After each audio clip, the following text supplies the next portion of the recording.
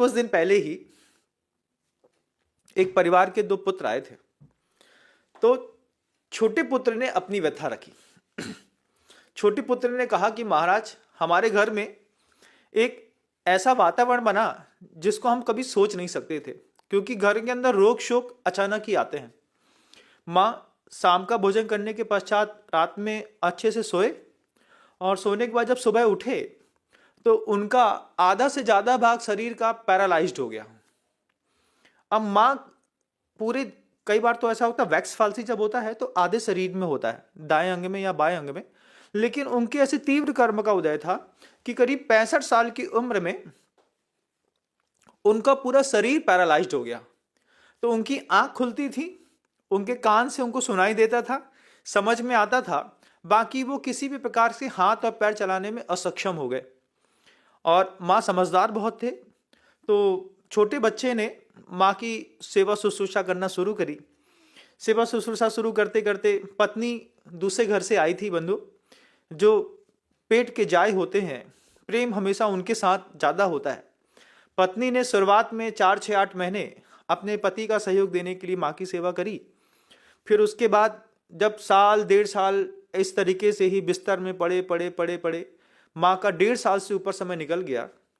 सेवा कर रही थी, वो अच्छे भक्ति भाव से करती थी, लेकिन खूब सेवा करते करते एक दिन उसके मन के अंदर एक विचार आ गया। पत्नी अपने पति से कहती है कि 1.5 साल से मैं इनकी निरंतर सेवा करती हूँ, इनको जो भी आवश्यकता होता है, कपड़े बदलती हूँ, वस्त्र बदलती हूँ, मल का परिमार्जन करती हूँ, नहलाती हूँ, धुलाती हूँ, भोजन खिलाती हूँ। माँ देखती हैं, समझती हैं, कुछ कहती नहीं है, बोलती नहीं है, और 1.5 साल से मैं इनकी निरंतर सेवा कर रही हूँ। मैं आपसे बस इतना पूछना चाहती हूँ। पत्नी ने पति से पूछा, मैं आपसे सिर्फ इतना सा पूछना चाहती हूँ कि क्या बड़े भैया का कर्तव्य नहीं बनता कि अपनी माँ को भी संभाले? छोटे भाई ने देखा, बोले हाँ, कर्तव्य तो बनता है। तो एक काम करो, बड़े भैया से पूछ लो, बड़े भैया भी बहुत अच्छे हैं। बड़े भैया ने भी, जैसे छोटे भाई ने बड़े भाई से पूछा कि भाई साहब, 1.5 साल से माँ की ऐसी स्थिति है, हम चाह रहे थे कि थोड़ा सा इसको कहीं लेकर के जाना है, तो आप कुछ दिनों के लिए माँ को अपने पास रख लें। बड़े भाई ने सहर्ष माँ को अपने घर में ले आए। वो जॉब करने वाले लोग थे, सिंगल फैमिली रह रहे थे। आज की तो जीवन शैली ही सिंगल वाली है बंधु। आजकल की बेटियां 2 चीज़ों की डिमांड करती हैं। बोले मैं फ्लैट में रहूंगी और फ्लाइट में उड़ूंगी। फ्लैट और फ्लाइट के बिना आज की जनरेशन नहीं मानती, लेकिन उस समय की जनरेशन ऐसी नहीं थी। जैसे ही बड़े भाई ने माँ को घर के अंदर लाए, करीब 20 दिन ही गुजरा था, और जो बड़े भाई की पत्नी थी वो अपने पति से कहती है कि इनके कारण पूरा घर अनहाइजेनिक हो गया है। हर जगह वायरस दिखते हैं, गंदगी रहती है, अलग सी स्मेल आती है।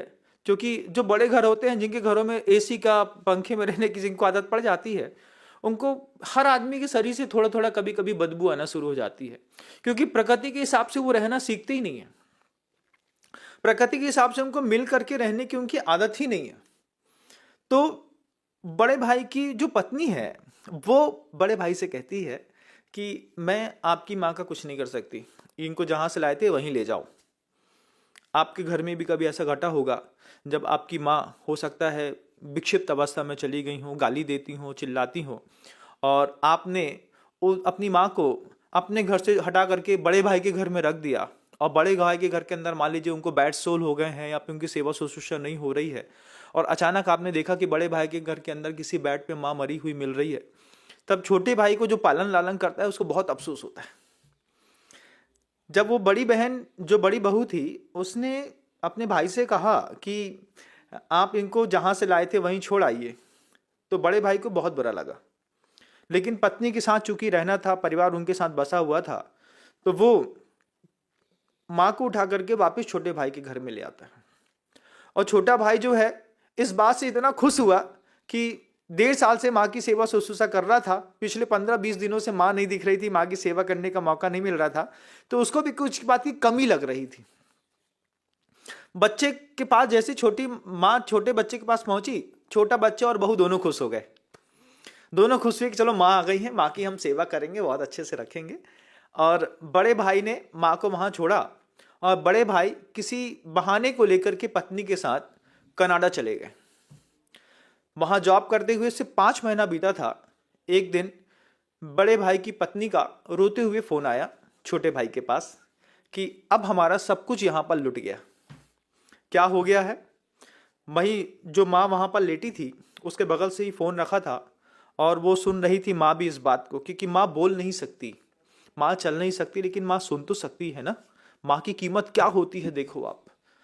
तो बड़े भाई की पत्नी कह रही थी कि आपके बड़े भैया की दोनों किडनी फेल हो गई हैं और दोनों किडनी फेल होने के कारण डॉक्टर ने कह दिया कि अब 3 महीने से ज़्यादा इनका जीवन नहीं है। अब मेरा पूरी ज़िंदगी बर्बाद हो गई, मैं इंडिया वापस आ रही हूँ। और फ़ोन रख करके 4-5 दिनों के अंदर ही वे वापस इंडिया आ गए। भारत में आकर के जब परिवार के बीच में बैठ करके बड़े भाई छोटे भाई दोनों बहुओं का संवाद हो रहा था, उसी बैठक में माँ बैठी थी जहाँ ये संवाद चल रहा था कि इनको जो है दोनों किडनी फेल हो गई हैं, अब क्या होगा, कैसे पालन होगा, कौन करेगा, क्या देगा, क्या होगा। उसी समय उस पूरे संवाद को वो माँ बहुत गंभीरता से सुन रही थी और सुनते सुनते सुनते माँ की आंख से आंसू निकलने लगे। माँ की आंख से आंसू निकलने लगे। माँ कुछ बोल नहीं पाती थी तो वो अपनी तोतली आवाज में बू बू बू बू बू बू बू बू ऐसा कुछ बोल रही थी। और इतने में छोटे भाई की नज़र माँ के ऊपर गई और माँ के ऊपर नज़र जाने के बाद छोटे भाई की आंख से आंसू आ गया। छोटा भाई कहता है कि माँ तो आखिर माँ होती है। माँ कह रही है भैया कि मेरी किडनी निकाल दो लेकिन मेरे बच्चे को बचा लो। जब ये बात छोटे भाई के मुख से बड़े भाई और भाभी ने सुनी तो उनको आश्चर्यचकित हो गए। तब बड़ा भाई कहता है कि नहीं, ऐसा नहीं है, जाके पूछ लो माँ से। माँ के पास छोटा बच्चा गया और हाथ फेरते हुए, माँ आप यही कह रहे हैं ना कि बड़े भैया को मेरी किडनी लगा दो लेकिन बड़े भाई को बचा लो। माँ मुस्कुरा करके ऐसा हाँ करने लगी और कहने लगी, हाँ मैं यही चाह रही हूँ कि मेरी किडनी निकाल लो लेकिन मेरा बच्चा बचा लो।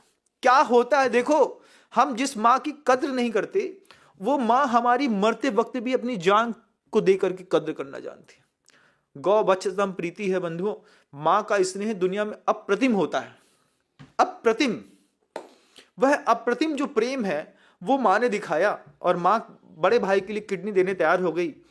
लोगों ने तो पहले बड़ी भाभी ने भैया ने मना किया, लेकिन जब माँ नहीं मानी, माँ ने भोजन करना बंद कर दिया कि पहले मेरी किडनी निकाल करके मेरे बच्चे को बचाओ, उसके बाद मैं ठीक करूँगी। बेंगलोर में ऑपरेशन हुआ, दोनों किडनियाँ खराब निकाल दी गई और यहाँ से नई किडनी माँ के गर्भ से, उनके पेट से निकाल करके उनको शिफ्ट कर दी। बड़े भैया 3 महीने के अंदर चलने लगे, व्यवस्थित हो गए और धीरे धीरे करके माँ को लघुशंका इत्यादि में दिक्कत होने लगी।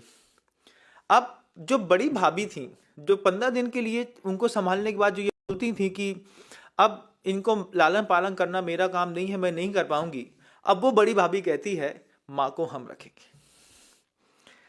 बड़े भैया भी कहते हैं माँ हमारे साथ रहेगी और हमेशा हमारे साथ रहेगी, माँ का लालन पालन हम करेंगे। देखिए बंधु, कितना स्वार्थ का संसार है, कितना गजब का जीवन है इस दुनिया का। माँ कहती, बच्चा कहता है कि माँ मेरे काम आई है इसलिए अब मैं माँ के काम आऊँगा, माँ को जीवन भर मैं पालूंगा। छोटा भाई कहता है माँ कहीं नहीं जाएगी, माँ को हम पालन करेंगे। अब उस अशक्त असहाय माँ को 2 लोग पालन करने के लिए तैयार हैं, छोटा भाई भी और बड़ा भाई भी। लेकिन बड़ा भाई स्वार्थ के बसीभूत होकर के उनका पालन करना चाह रहा है। और कुछ ही दिन और निकले, 2-4 दिनों के अंदर ही एक दिन शाम के समय माँ को थोड़ा सा भोजन इत्यादि दे करके समय के इत्यादि के पश्चात उनको सोने के लिए कहा।